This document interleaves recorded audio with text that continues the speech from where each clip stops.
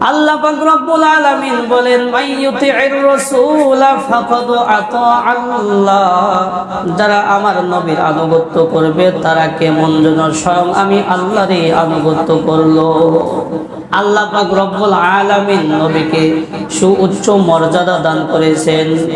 ওয়ারাফা'না লাকা যিকরাক, আল্লাহ পাক রব্বুল আলামিন আমার নবীর মর্যাদাকে বুলন্দ করেছেন।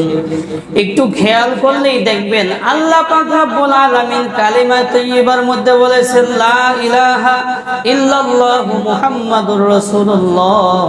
এখানে আল্লাহ এবং মুহাম্মদ নামের মধ্যে তৃতীয় কোনো হরফ দিয়ে পার্থক্য করেন নাই। আল্লাহ এবং মুহাম্মদ এর মধ্যে আর কোনো হরফ নাই।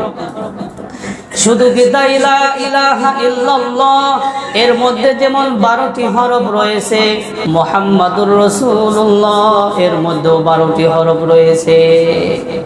আল্লাহ পাক রব্বুল আলামিন আজানের মধ্যে আল্লাহ পাকের নামের সাথে নবীর নামকে যোগ করে দিয়েছেন। শুধু বিদায় নামাজের মধ্যে নবীর নামকে বলা আবশ্যক করে দিয়েছেন। যখনই যেখানে আজান এবং নামাজ হবে সেখানেই নবীর আলোচনা হবে। পূর্ব পশ্চিম দক্ষিণ উত্তর যেখানেই আজান এবং নামাজ হবে সেখানেই নবীর কি হবে? আলোচনা হবে। আল্লাহ পাক রব্বুল আলামিন নবীকে রহমত স্বরূপ দুনিয়াতে প্রেরণ করলেন। আল্লাহ পাক বলেন ওমা আরসালনাকা ইল্লা রাহমাতাল লিল আলামিন, হে নবী আমি আপনাকে দুনিয়াতে রহমত স্বরূপ প্রেরণ করেছি। এখানে আলামিন শব্দ বলেছেন।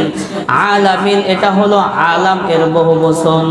এর দ্বারা উদ্দেশ্য হইল জীব জন্তু জড় যা কিছু আছে আল্লাহ ব্যতীত, বিশ্ব বলতে আল্লাহ ব্যতীত যা কিছু আছে এর মধ্যে সব অন্তর্ভুক্ত।